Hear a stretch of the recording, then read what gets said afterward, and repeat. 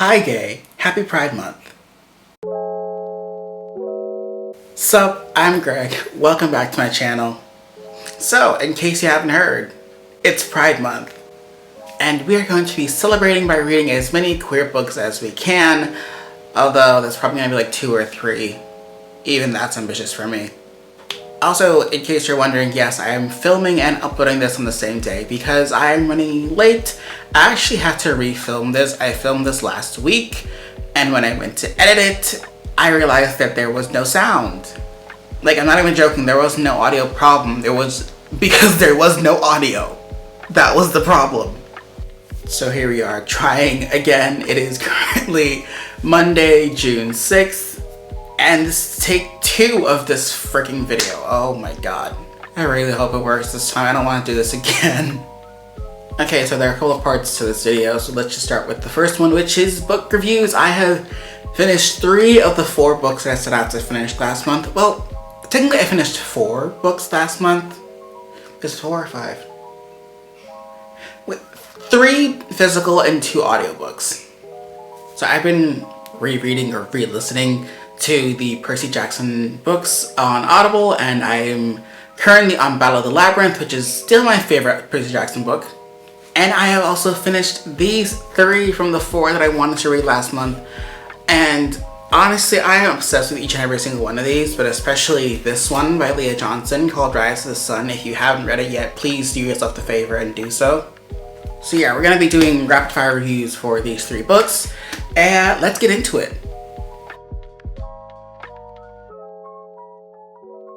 Okay, so first up we have Kiss and Tell by Adib Khorram. This is the first book I finished last month, and I finished this while I was on the bus to Paris. Y'all remember that bus ride to Paris? And listen, when I read books, I like to react. I like to be dramatic as fuck. So I couldn't react to this book while I was on the bus, but I have thoughts, I have feelings. I gave it 5 stars because honestly, anything by Adib Khorram is an automatic 5-star for me. I don't care. The book is hilarious, it is spontaneous, the characters are lively and fun, and it is just so enjoyable. I laughed, I cried, I had moments of I fucking knew it, you stupid son of a bitch, why are you like this? So Kiss and Tell is about this boy, Hunter. Hunter is the only queer member of the boy band Kiss and Tell. And not gonna lie, Hunter is one of those annoying white gays. You know the kind. Essentially, the book follows Hunter as he's on tour with the band and he's trying to write new songs and getting into a new romance with the drummer for his opening act. But there's a problem because Hunter's ex-boyfriend, who's a petty bitch, leaked their, let's just say, not NSFW texts. So, you know, Hunter is trying. It's basically a PR nightmare, and Hunter and his team are trying to rectify that. When I say Hunter is one of those annoying white gays, I mean, he thinks the world revolves around him. I'm sorry, that's just the impression that I got. Like, throughout the book, you can tell that Hunter is under a lot of pressure from the label and from, well, not the label specifically, but just from himself mostly. His label just wants him to be, you know, that kind of gay. Every time they have any interview or whatever, he has no control over what he says or how he dresses, and it gets to him, and at some point, you know, he breaks down because, hey, saw that coming. Oh, I guess it's a spoiler. Whoops. But Hunter is not the only minority in this group. There are 3 boys of color in this group, and Hunter is just completely oblivious to their problems. And then when he finds out about their problems, he's just like, what? Racism? What is this? And I'm just like, Hunter, my guy, you are literally dating a person of color. How, what is, he annoys me sometimes, but I still love this book. So yeah, 5 out of 5 stars. And honestly, I can't compare, and I will compare this to If This Gets Out, which is the second book that I read last month, right after this. So If This Gets Out is a dual POV book about Zach and Ruben. They are 2 boys in the world's most famous boy band Saturday as they're going on their European tour. The European leg of their tour, I guess. And to the surprise of no one, they fuck. Or they get together, you know what I mean. I mean, honestly, this book gave me Larry from One Direction vibes. You know the vibes. And I started reading this while I was in Paris. And I told my friends Annabelle and Michelle about it, and they said the same thing. It was like, is this a Larry book by any chance? The answer is yes. So this book gave me similar vibes to Kiss and Tell in the sense that, you know, these boys are under a lot of pressure. They want to be themselves, but they can't. The difference between this and Kiss and Tell is the fact that in Kiss and Tell, most of the pressure comes from Hunter himself, the main character, while in If This Gets Out, the pressure is mostly from the record label. You know, they control what they wear, what they say, what they do, basically everything. And again, to the surprise of no one, shit gets out of control. This book is so much longer than I expected it to be. Like, it is 400 pages, and the text was so small. So, Sophie and Cale, what the fuck? Seriously, what the fuck? But I enjoyed this. I think if I had to, like, reread one of the two, I think I would reread this, specifically because I vibe with it more. And the main characters are less annoying. Listen, I loved Kiss and Tell, don't get me wrong, but the main character was so annoying sometimes. Also, this was a little more NSFW, so, you know, I kind of vibe with it more. But yeah, 5 out of 5 stars. I would recommend reading both of these books. Start with this one, then go for the other one, because the Kiss and Tell is more lighthearted, when this one is a bit more serious. But also, after these 400 pages, you'll need something lighthearted, trust me. Which is where book 3 comes in, sort of, ish. A little bit. Leah Johnson never misses. I swear to God. This and You Just See Me in a Crown are just immaculate. And something about black sapphics being leads is just chef's kiss immaculate. Please read this book. So Rise to the Sun is a fast-paced YA novel following Olivia and Tony. Olivia and Tony are with their best friends, and they're both at a music festival in Atlanta. Is it Atlanta or Georgia? It's somewhere in the US. And it takes place over a weekend, the entirety of the festival weekend.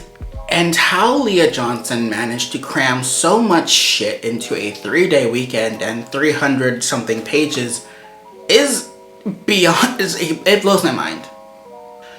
Trigger warning, there is mention of gun violence and some other triggering things in this book, so please be wary of that when you go into it. There is a trigger warning, like, at the front pages, so you know it. You know up front. Thank you for that, Leah Johnson. But everything about this book was just fantastic. The characters are lovable and relatable, and the writing is fantastic. The story is amazing. And the fact that I am just, like, somewhere in the middle between the two main characters, it fucks with me. Because while Olivia is this semi-carefree, hopeless romantic, trying to do their thing, but stressed out about, like, everything, Tony is just a laid-back, bad bitch who just does her own thing, but is currently struggling between college and just, you know, following her father's footsteps and going on the road with bands and such. And I relate because I'm just like, what do I do after my studies? I don't know. Listen, I just, like, emotionally attach myself to these characters, okay? Don't judge me. But out of the 3, this one was my absolute favorite. Not that I'm ranking them. I actually, yeah, I am. This is my favorite. I'm sorry. Actually, I'm not. The other book that I want to read from May was I Was Born for This by Alice Oseman. I didn't get to that. I don't know when I'm gonna get to it. I will get to it at some point, but I don't know when. Okay, so if you follow me on my social medias, you know that a few weeks ago I posted a TikTok/reel about my book haul from a few weeks ago. I have been buying so many books. I don't know why. Actually, no, I do know why. It's a compulsive thing. It's an addiction. And afterwards, I was just like, you know what? I'm gonna take a break from buying books. I need to focus on the ones that I read. So naturally, I bought 5 more in the same day. I was in Amsterdam, and you know they have a bunch of bookstores in Amsterdam, so I had to go to at least 3. Which is how I ended up with these 5 books, and honestly, I'm kind of glad I did because now I can fill up my bingo card. So again, it is Pride Month, and for Pride Month, I will be doing a readathon with some friends on Bookstagram. The readathon was started by my friends Mo and Christine over at the Roomy Digest, and I will just be placing the bingo card and like information here, but I'll also upload updates onto my stories and put them in the highlights of my Instagram so that everyone knows exactly what I'm reading, where I am, shit like that. And if you don't know what to read for Pride Month, here you go. I will be putting this template on my Instagram, and in the link in my bio, there's actually a link that leads you to a Google Doc with multiple book recommendations that fit into each category that's mentioned in the bingo card.